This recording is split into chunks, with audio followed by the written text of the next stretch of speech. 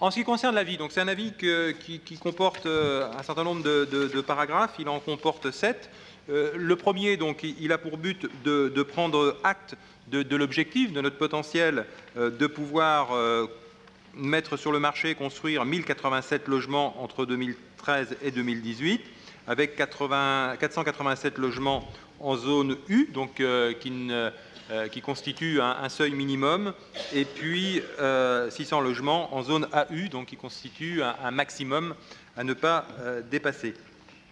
Le deuxième point de cet avis que nous transmettrons donc à la communauté urbaine, c'est bien évidemment donc la vigilance sur le respect des objectifs, l'accord sur cette clause de revoyure à 3 ans, mais également donc la production d'un bilan annuel, outil de pilotage, donc qui permet de voir quel est le niveau d'engagement du plan d'action, donc des 16 actions qui vous ont été présentées, afin justement d'apprécier le respect des objectifs quantitatifs, notamment au niveau de la ville-centre.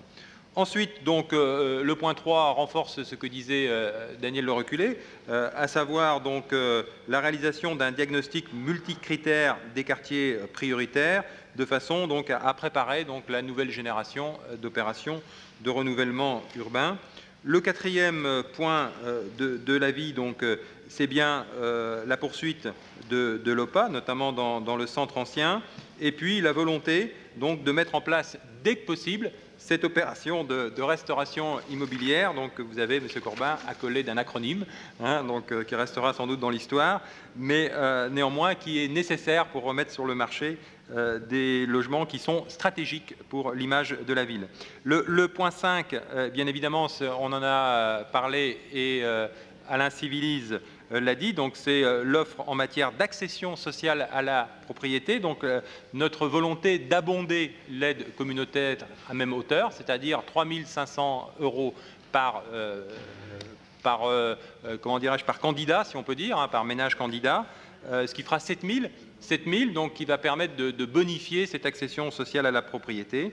Enfin, le sixième point, donc, c'est de continuer, bien évidemment, comme lors du précédent PLH, à parité avec la communauté urbaine, donc l'aide au programme 9 de logement social à hauteur de 3 500 € par logement. Et puis le septième point, c'est notre accord et dire combien on souscrit pleinement à la proposition d'élaborer collectivement donc un plan de marketing territorial qui vise à faire connaître et à valoriser notre offre d'habitat auprès des investisseurs privés. Et je rappelle que lors de notre dernier conseil municipal, nous avons délibéré pour demander à ce que nous puissions bénéficier du fameux dispositif zone B2 dit Duflot, hein, au-delà du 31, pardon ?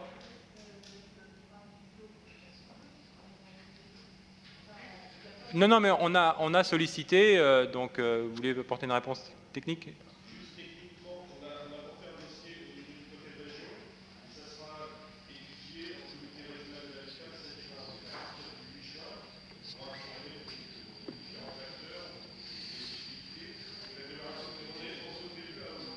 On est en zone B2, mais jusqu'au 30 juin, jusqu'au 15 ? Pardon ? Si ? Bah. On a eu des refus. Normalement, non, il y a du flou. Jusqu'au 30 juin, oui, tout à fait.